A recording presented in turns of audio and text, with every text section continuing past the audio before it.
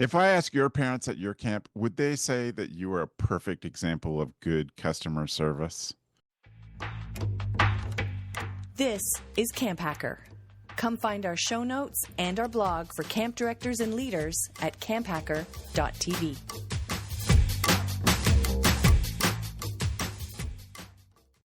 Camp leaders, win back your time to what matters most, your campers. Bolin's comprehensive accounting back office solutions and tech-enabled team free up your staff to focus on your mission. Visit bolinhq.com to learn more and book a free 2-hour financial diagnostic. Remember what sparked your passion for camp? Ultra Camp knows it's about the people, not the paperwork. That's why they built a platform to simplify your camp management. Learn more at ultracampmanagement.com/camphacker. Hello, Camp Mavericks, and welcome to the CampHacker Podcast, brought to you by Ultra Camp, by Bolin, and the Camper Recruitment and Retention Playbook from Joanna Warren-Smith and me. I'm Travis Allison. I'm a summer camp consultant specializing in solving the problem I most often hear from camp directors. Parents just don't read. Hi, everyone. My name is Chris Hudson. I'm also a summer camp consultant specializing in leadership, staff management, diversity, equity, and inclusion. I'm an all-around great guy. Hi, everybody. I'm Heather Withrow. I'm a camp director in Southwestern Pennsylvania, and I'm not a guy at all. So great or otherwise. That's Heather, a plus. welcome to You're very lucky. CampHacker. Some of you may know Heather's voice. She was co-host with Joe and I in the Fundraising at Camp podcast. So great to have you back on the network, Heather. Thanks for having me. It's great to be back. Yeah, we're grateful.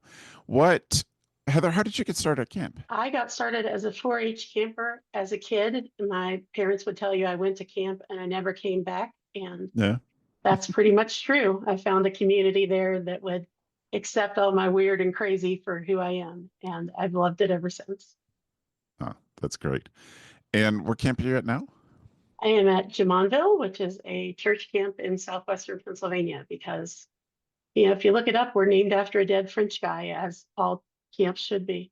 That is perfect. That's perfect. We're grateful to have you. So as said in the opening, we're going to talk about customer service. We had the idea, and certainly if you've been to the Tri-State Conference, there's been a lot of folks represented that have come out of the Disney world to speak there, and the Imagineering books of some form have been mentioned on the show before, but we thought we would just take a thoughtful re-examination of customer service and how we could do it well and really how we could up our game. Chris, this was your idea. Do you mind taking us through where this came from? Yeah, where it came from is it came from a lot of the work that I do. Sometimes camps will hire me because they need help in building community. Like, how do they create a culture around the camp? And one of the first things that I do with them is that we talk about visible and invisible culture, right? Visible culture being the things that you can see, uniforms, accents, particular phrases, and invisible culture being the things you can't see, like the values and sort of the schedule, like all those other things. And the first thing I do is talk about visible and invisible culture, and then ask the group to think of places where the visible culture is very apparent. And there's all sorts of examples. Disney is always the biggest example. But there's other examples, HGTV and Fox News. It's very clear in their visible culture what their invisible culture is. It's very clear through the music they use, the colors they use, the sort of graphics, like the direction and speed of graphics on the screen. It's all visibly trying to tell you what's going on in the background. So that's why I wanted to talk about that, is just like, where can we look for inspiration? Because culture building is actually all around us. And if you're looking to build culture at your camp or change culture at your camp, I mean, yes, definitely hire people like me. But the first step would really to be look around and be like, who's doing it well? So that's what I wanted to throw to you guys. Like, who do you think does it really well? And it doesn't have to be kid or camp related. Like, I'm trying to come up with a bunch in my head right now, but like, there's a lot of places that focus their attention on building an intentional culture. And they've done a lot of the groundwork for us. So I tend to think of airlines when I think that way, that nobody is better at building customer loyalty than an airline. You ask anyone who flies on a regular basis, who their preferred airline is, and they will not hesitate for lots of different reasons. Yeah, I'm a United girl. I have the credit card, I have the points. Don't mess with my United points, man. But I will go out of my way to fly United because of the way they've built loyalty in me.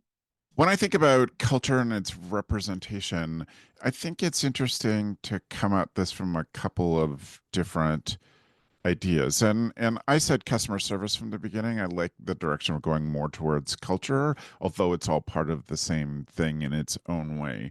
And I one of the things that's been interesting about this job and getting to see camp's work is that I'm sometimes very pleasantly surprised by how they care for outsiders and sometimes extremely disappointed. And to see parents during drop off day or how they treat my wife Beth and I when we go do training, it's interesting to see how that all matches up. And that I've seen some of the biggest disappointments have been some who yell the loudest about how intentional they are. And it just doesn't trickle down through everything. So I'm surprised at the things that it doesn't. And I was thinking about, we kind of have, in this case, I'm thinking that we have three different audiences for our culture: kids, obviously, parents, yes, and staff as well. And one of the things that has been interesting to hear, and I've heard it from camp directors who are good at self-evaluation, that welcoming in new staff, welcoming in international staff, introducing them to the camp culture has to be incredibly intentional. And a lot of camps don't do that, or the really thoughtful camp directors realize in the middle of it, they're like, oh, we're not doing this well. We need to reset and think about this. So within those three areas, I think there's lots to talk about. I think there's lots to examine. Absolutely. I think building culture for staff is the first thing. And you did say customer service in the beginning, and that's actually how I got to this topic. Yeah. And we bring up Disney all the time. And I want us in the context of this conversation to name other things than Disney, because I feel like when we bring up Disney culture, it's really hard to make the translations, like what I'm doing with these 150 kids in the woods versus this international mega corporation. In any case, it's just the way that at Disney World, there are specific ways in which the staff can interact with the public. For instance, you'll never hear a Disney employee in the park use the word unfortunately. They do not start sentences with it. They're just simply not allowed, because their invisible culture is anything is possible here. And so they want to put that out there. Now, it's those little things that help build a culture, but also can solve a bunch of problems. Do you know what I mean? Yeah. I'm always going on about intention, but like, it can solve a bunch of problems if you give it enough forethought and really find a way to drive it home. What I like about that, Chris, is that is trainable. Like, they've been trained to do that. And that just meant that somebody broke down the process, listening to conversations of their staff talking to guests, and said, oh, this is a problem because of that, our philosophy that anything's possible. And then they figured out a way to train their staff not to talk that way, or to be conscious of their language in all circumstances. And that to me is fascinating. Like, that sounds like such a huge deal to train people out of using one word, but it's just a process. They sat down and said, okay, this is something we don't want to say here. Let's figure out how to make that so easy that our staff don't have to think about it. Learning it so easy that our staff don't have to think about it, which I think is encouraging. Heather, you look like you got something to say. You have a thought? Oh, it's just my face. Sorry. Thoughtful kind of look. Well, I think that being intentional, you can really tell sometimes when a place is not intentional or not intentional fast enough. When you look at the example of Red Lobster in the United States, they kept doing all you can eat, all you can eat, all you can eat. And now they're all you can bankrupt, because they did not pay attention to what was happening within their culture and within their system. And they didn't pay attention to who their customer is. And I'd use another example of Joann Fabrics. Being a longtime camp person, I can't even tell you how much money I've spent at craft stores over the years. But they didn't listen to their customer. They forgot who was loyal to them and how to cater to them and listen to their needs. So they went all in on fleece fabrics. I'm told I'm a little out of my depth there, but on the fleece blankets and that kind of thing. And that was not what their main customer was looking for. And now, as a result, their business is closing. So I think choosing not to be intentional is making a choice that's obvious, that's in the end going to be a real problem for you. I worry when we have these discussions that it just feels like another thing to be overwhelmed about as a camp director, which is why I want to say that these are problems that we can break down. And this is the sort of thing that you can start this year and get better at every year going forward. For you, I'll ask it of each of you, what do you think are some of the easiest opportunities to demonstrate your culture, to set up your culture, easiest opportunities to start it, I guess, but maybe even some of the easiest things that people might be missing? Marketing. It's just the pictures that you use on your website. That's the first thing. I think at a distance, if people can identify what your invisible culture is, that's a success. I mein, I in the 90s, in the mall, Abercrombie and Fitch is a male clothing store, and they would put out this white, ripped young man to stand on the front door, just stand there in a pair of jeans, shirtless, usually, or with a tank top. And from a distance, I understood what the culture was. I understood what they were selling and who they were selling to. It was super successful in that way. And as a matter of fact, they would have there were no windows. There was no way to look in. Like the windows were shuttered in the standalone stores. And I always thought that was such a powerful risk. Like they're directing your attention to the single thing, the single tool that they're using. And they're expecting to they're expecting it to tell everyone what they're about. So I would start with something visual, like what represents your camp, like what should be above the fold as it was on the website, and what can you put out there that people say, oh, I have an idea about what this is about. That would be that. Yeah, I think that's the first thing I would tell people. Then I have about 70 ties for second, but that's my first one. Well, I like that too, because I think I've probably looked at more camp websites than most people in the world. And I'm always disappointed when people put a picture of their buildings as the first thing on their website. Yeah. What are you selling when that's your story? Is look at our beautiful buildings. And I think it's not intentional, but you have to realize that there are messages to all of those things. What's the low-hanging fruit to your mind, Heather? Who answers the phone and how are they trained? Oh, yeah. As a mom myself, I want to know who I'm calling to get information from, because they're the first hurdle in me deciding if I'm going to trust a camp with my children. Exactly. So who's answering the phone? Who answers my email? And do they do it in a professional way? Do I have their full name and their direct line, or their, at the very least, their position on the email, so that I know who I can contact at camp, who I started this conversation with, and who will help me get to the right person. I love that. Yep.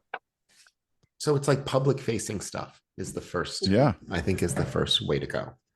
Because at the end of the day, these are businesses, and controlling your culture from the outside perspective, that's how you keep your business going. Camp leaders, are you bogged down with bookkeeping, accounting, and other back office tasks? Does it take precious time away from what matters most, your campers? Imagine a solution that frees up your staff to focus on creating impactful and memorable experiences for your campers. That's where Bolin comes in. Bolin offers comprehensive accounting back office solutions designed specifically for camps. Our tech-enabled team handles everything from payroll and bookkeeping to financial reporting, compliance, expense management, spend control, and more, allowing your staff to passionately pursue your number one purpose. With Bolin, you can streamline your camp's financial operations, reduce stress, and ensure your team is free to make a lasting impact in your campers' lives. It's time to win back your time and work with a financial partner that truly understands camps. Whether you're a for-profit, nonprofit, overnight, or day camp, Bolin has a solution for you. Visit bolinhq.com to learn more and book a free 2-hour financial diagnostic. The report is yours whether you sign up or not. Let Bolin take care of your accounting needs so you can focus on what truly matters, your campers. Exclusive to CampHacker listeners. Generate fresh ideas for activities, staff training, marketing campaigns, and more with UltraCamp's plug-and-play AI prompt guide. Download it for free at ultracampmanagement.com/camphacker. Why struggle with multiple systems when one can do it all?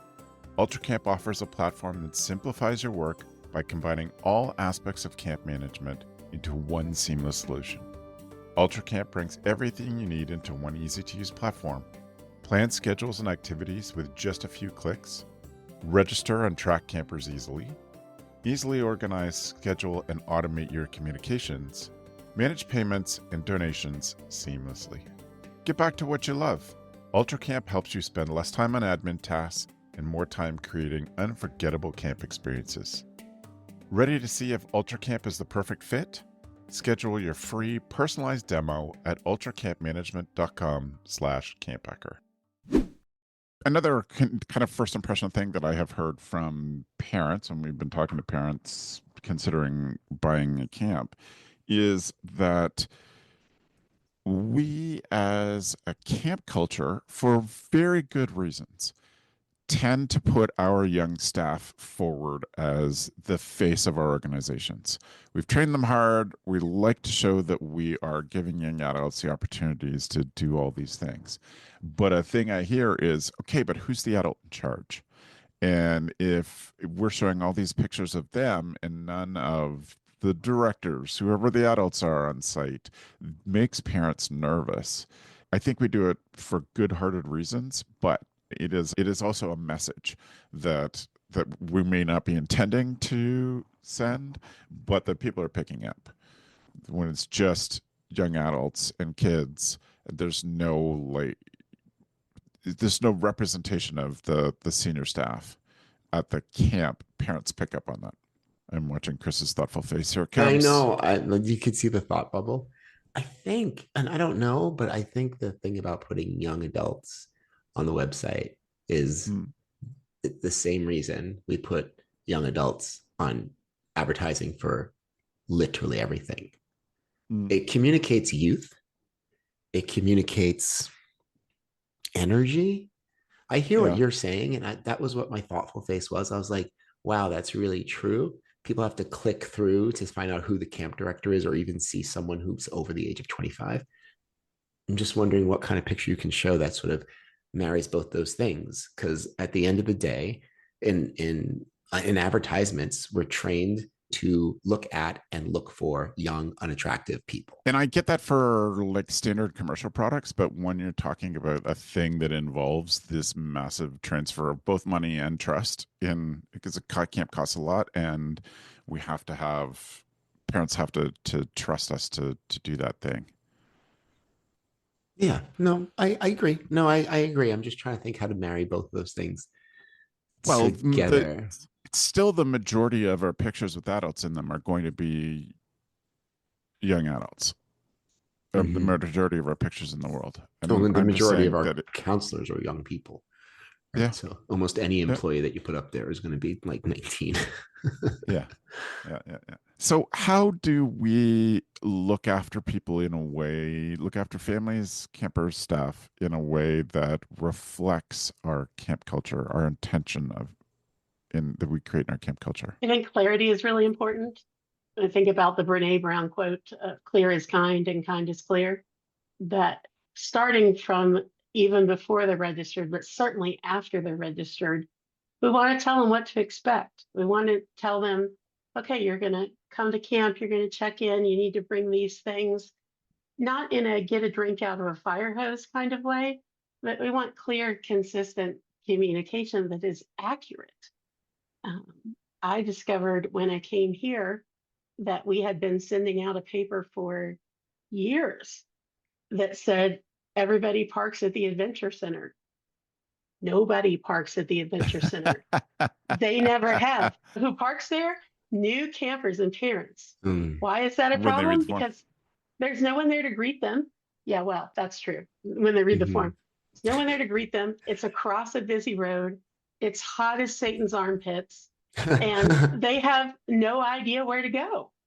Right. So that was something I just thought, how did I miss this? I've read these before. Don't park at the adventure center. That's your advice on the topic. Don't park. That's right.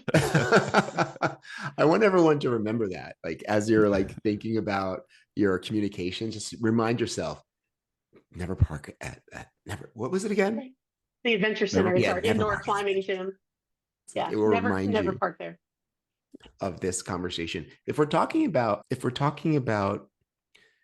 like we're talking about communication, because that's so much about culture. Culture is communicating, sure. Right? And like you brought up, it's like families, children, and staff.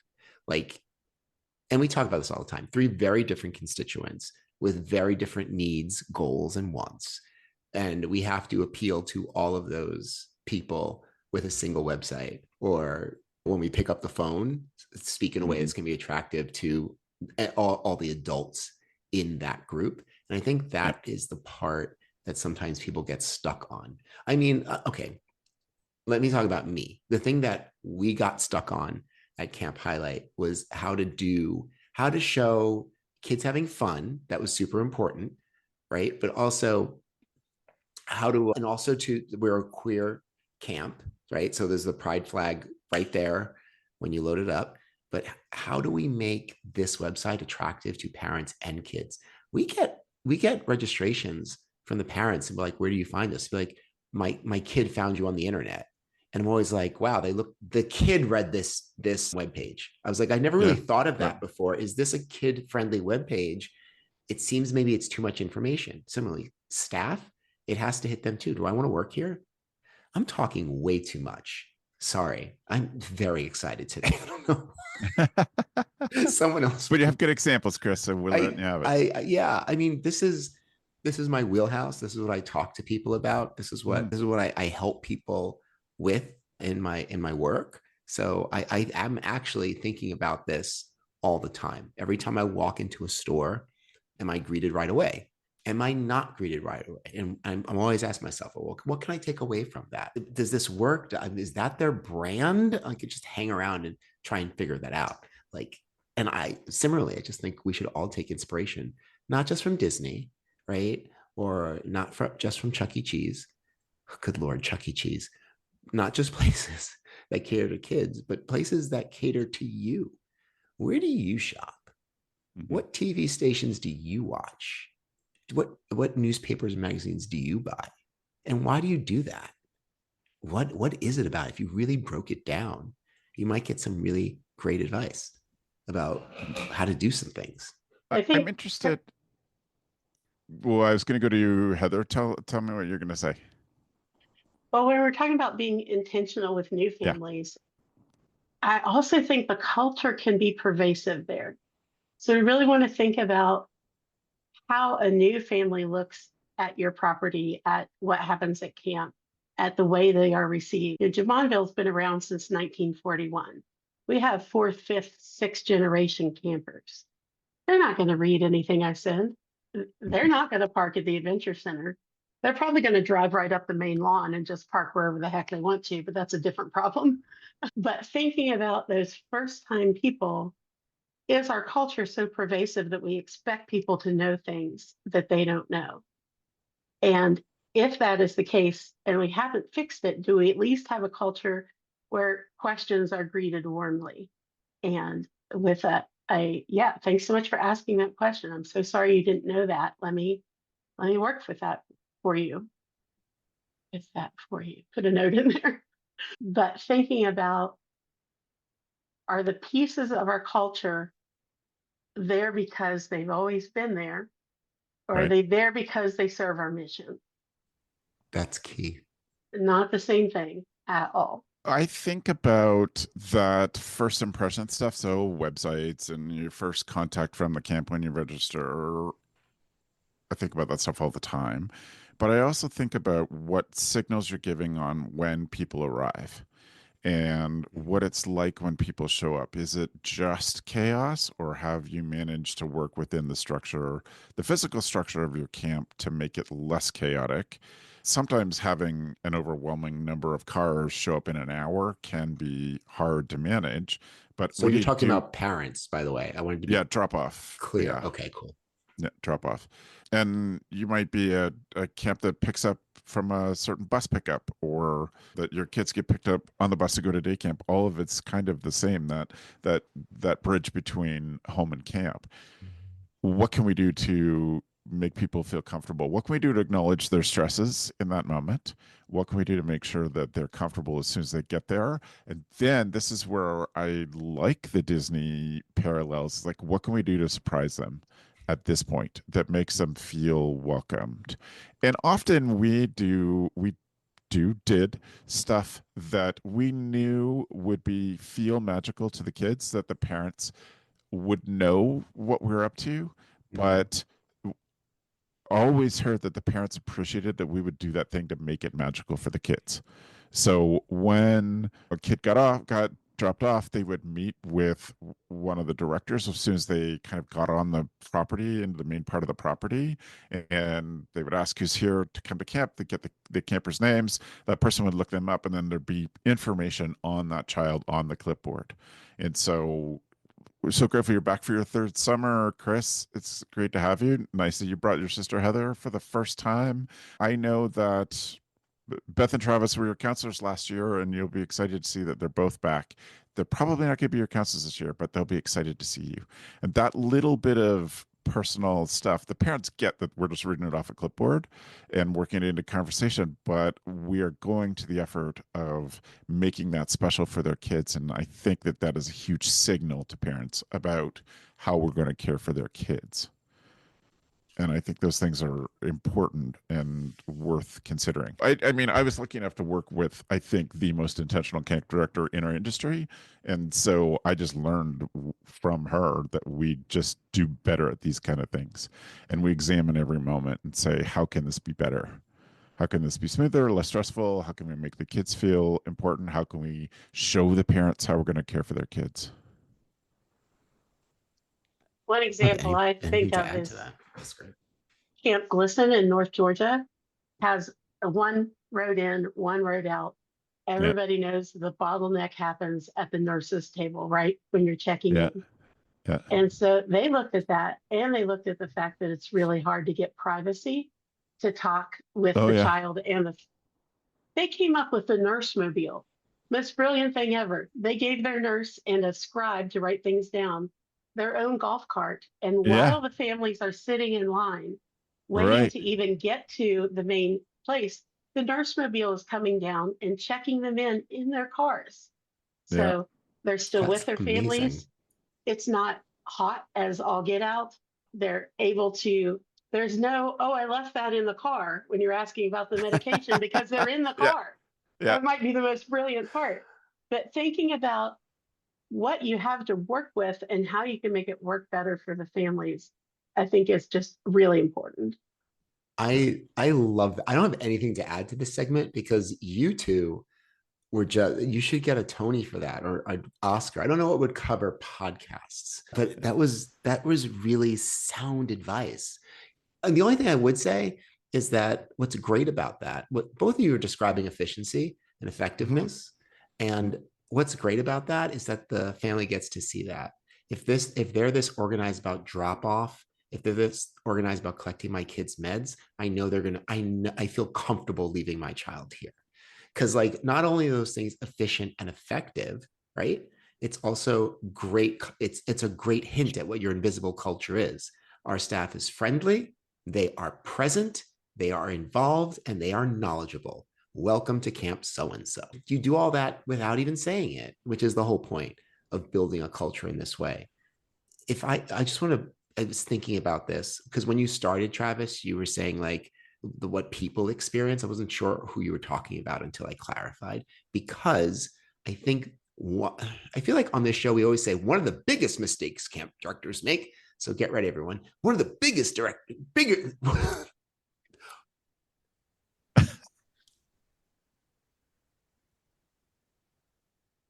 one of the biggest mistakes camp directors make is not being as thoughtful about showcasing their invisible culture to staff when they arrive.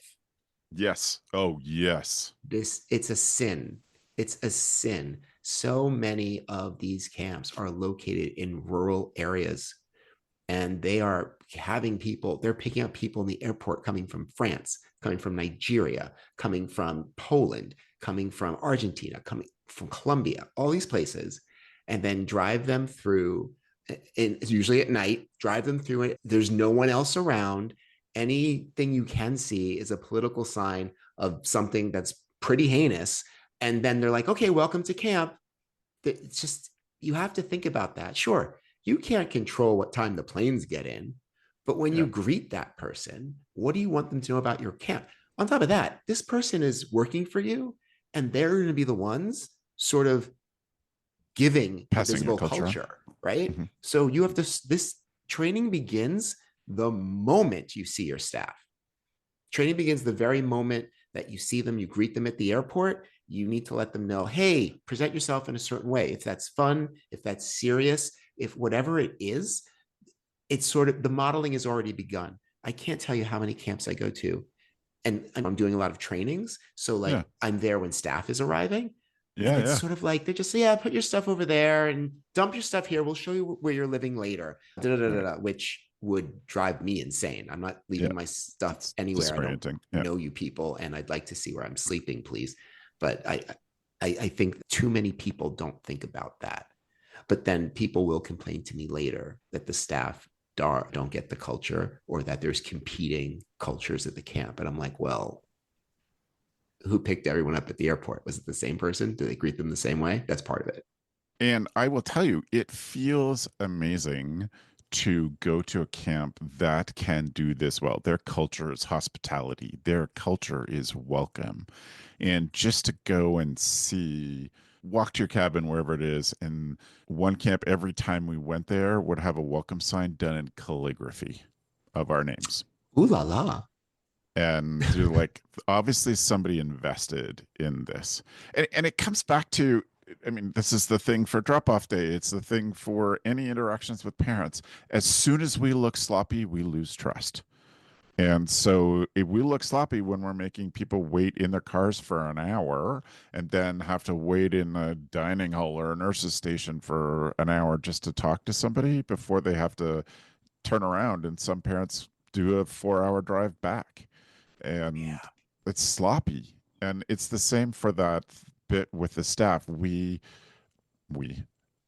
Some camps, same experience as Chris, some camps just think that because they're staff, they don't deserve the same level of care as campers, and they don't get the culture that they're showing off by not being intentional around that. Sometimes it's as simple as, if you have international summer camp staff, you should serve friggin' tea. Tea, literally, not just coffee. You should have tea if you have international staff. Yeah, absolutely. Yeah, that's actually, that I love that, because I don't drink coffee, I drink tea. But that's really more tea, everyone. Definitely more tea. Indeed. Heather, what are some other things you've been thinking they've come up for you? Well, it's sort of tied with the returning campers and the new campers, the families that have come for generations, the new ones, the ones that don't read anything. And we're kind of stuck on check-in right now. So if you want to move on from that, let me know. But we did a Charlie and the Chocolate Factory golden ticket. And we said that if you have filled out all your forms and returned them and actually read the stuff, and you've been here before, here's your golden ticket. You can skip the line, go straight to greeting the person who's at the end of the line, who's going to tell you where your cabin is and who you're looking for. And one sort of unexpected benefit to that shouldn't have been unexpected, but it was, because there's never time to think through things all the way. was it gave us space to really focus on the new campers and families. Yep. Because everybody else was out of the way. And there also weren't kids setting expectations in line or parents setting expectations to other parents and campers about what the week was going to be like in big ways and small ways. Stuff like when they do the sneak out, you're not really sneaking out, right? Like Heather knows that you're not in your cabin. It's like just you're so ruining the surprise. Yeah. Right. All my children's sneak outs were supervised. Supervised. Yep. But also when you're 10 years old and you have the inside track on somebody and you're meeting something and you're meeting somebody new to be your friend, you're going to spill the tea. Yeah, we're back to tea. But they really know you're sneaking out, right? Yeah. Right. So that unexpected benefit really helped. Yeah. That's such a smart idea too. Like I'm just picturing like a parent who sent everything in like a week before camp that just gets something in the mail. It's just a golden ticket. Like it's again already saying like, hey, we appreciate that you've done all the work, right? And that's what we reward here, right? Someone following the directions, right? And doing all the work. Success, right? Without saying any of it. I have one last thought. Great. Like for me, like you two can still have thoughts, but okay, my one last thought and my advice to people is have a culture. Yeah. Have a culture for a bunch of reasons. Most of what we said here, but if you look at media representations of camp, there aren't many of them. And most of the plot lines in those either revolve around kids' sexual activity or the laxness of staff. So you have to understand that when people arrive or they come to our website, they think that is our invisible culture and we have to go uphill. They think that's what camp is. I can't tell you how many times I've heard that from parents, like heard just what I said in different words. Oh, we had no idea what to expect because I saw Adam's Family Values and that was the only time I've never been to camp. So they already think our invisible culture is one of neglect. So you need to have a culture. You need to think about, okay, what do I want them to, what are the 3 things I want people to take away from this? And how do I communicate that before they arrive? I know we're on the same page as this. I just want to challenge the way you're wording it, Chris. Sure. Every camp has a culture. It's whether you're intentional about that culture. Yeah. So if you're not intentional about it, you still have a culture. Yeah. And it may not be, certainly may not be what you're promising to the world or what you've promised to parents. And so there is an element, there's always a culture there. You just have to be thoughtful about how we present it and that it's, matches what we've promised to parents. And I think having a faulty culture is better than not doing the work. Yeah. It's much better than having conflicting cultures at camp, especially when it comes to calling parents at home, but also it messes with the kids, with returners, if they don't have any idea what to expect because things are changing, or like on this side of camp, they do it one way and this, they do it the other way. It's just too confusing. Like how does that kid describe your camp to someone else in their school? What's the one thing they're going to say? Like, it's probably positive, but you don't know what the one thing is. And I find that to be a problem. Oh crap. I said I was going to have one last thought. Then I said that. Okay. That was my last thought. Heather, do you have a last thought on this topic? I think well-curated tradition as a part of your culture is important. Things again that help you get to the mission or are part of the mission, even if we do this for fun, but we've been doing this since 1965. And we're taking things that are not fun, that weren't fun when we were campers and aren't fun now, like snipe hunts, and we're moving that out of our culture intentionally. Yeah, that's really great. I had 2 just examples that I want to illustrate of the level of intention that you can offer to families. Camp Withrow, former CampHacker podcaster Gabrielle and her mom Jackie, they noticed, and this is part of it too, just noticing skills was an episode Chris and I did this year. Noticing skills as a camp director, so incredibly important, and figuring out the ways to take off your own blinders about your camp. Withrow noticed that when kids would arrive at camp, there would be returning campers who knew each other and greeted each other and had a big show about getting to see each other. And then there'd be new campers. And the new campers were never part of that thing and never part of that moment. And when it's your first time nervous at camp, you're not thinking, oh, that'll probably be me next year. You're 9, you're thinking, oh gosh, I hope I fit in here.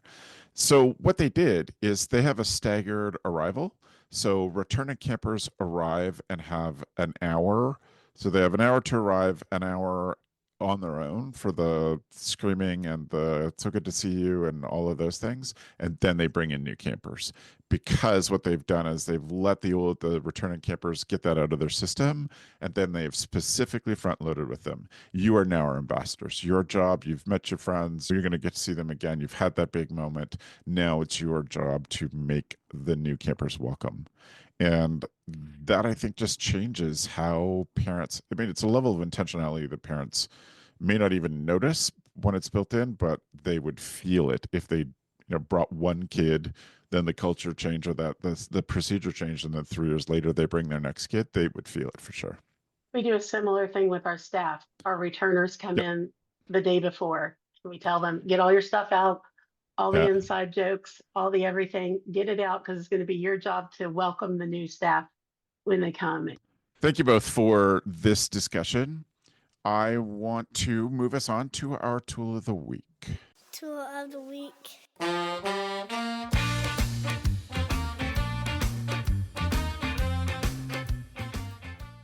If you are a fan of Heather and following her here from the Fundraising at Camp podcast, and this is your first time listening to CampHacker, tool of the week is what we ask our guests to bring that might be something that would help you become a better camp director and or a resource for you in your job. And they're all over the place. And this is a perfect example. Our 3 examples today are definitely all over the place. I'm going to start us off. I don't usually do that, but I'm going to do it to mix things up a little bit. I saw today on TikTok a young woman whose dad was a psychology professor, and she, just to push her dad's button, said, hey, guess what we're doing in my high school sociology class? We're doing a personality test. And his head just whipped around, and he said, you're not doing Myers-Briggs, right? She's like, yes, we're doing Myers-Briggs. Myers-Briggs has been proven to have no real statistical significance.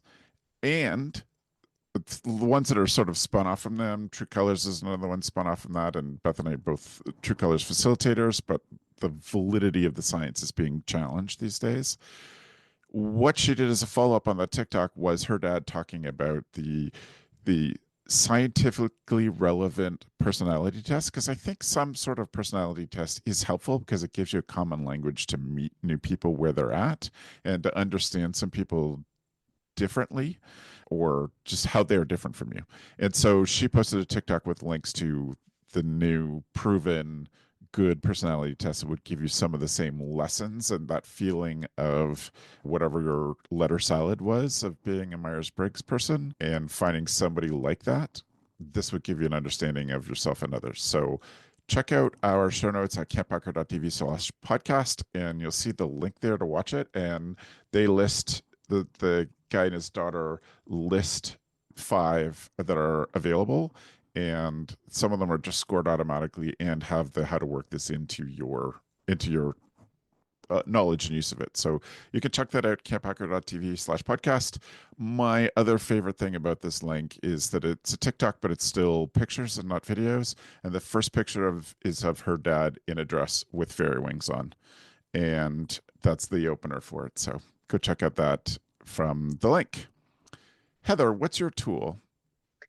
Well, I actually changed it because of where our conversation went. Okay. But my tool is Raving Fans. It's a book by Ken Blanchard. It's old. It's maybe a little bit of a rusty tool, but published in 1993. It's been updated some since then, but it's about really taking care of your customers. So Raving Fans, Ken Blanchard, that is my tool of the week. Chris, how about you? My recommendation is a website. Someone I met at a conference once, their name was River, and they were very interested in learning about Camp Highlight. I'm like, that's great. And they told me it's because they maintain a website that has a list of all the queer camps in the country and actually around the world. And I want to share that link because, one, you should know at Camp Highlight, which is a sleepaway camp for kids who have queer parents, we get a lot of calls of parents of queer kids, and they want to know where we can send their kids to be safe. And it's like, well, that's not our catchment, but type. Have you thought of this? Have you thought of that? Let me send you a couple of phone numbers.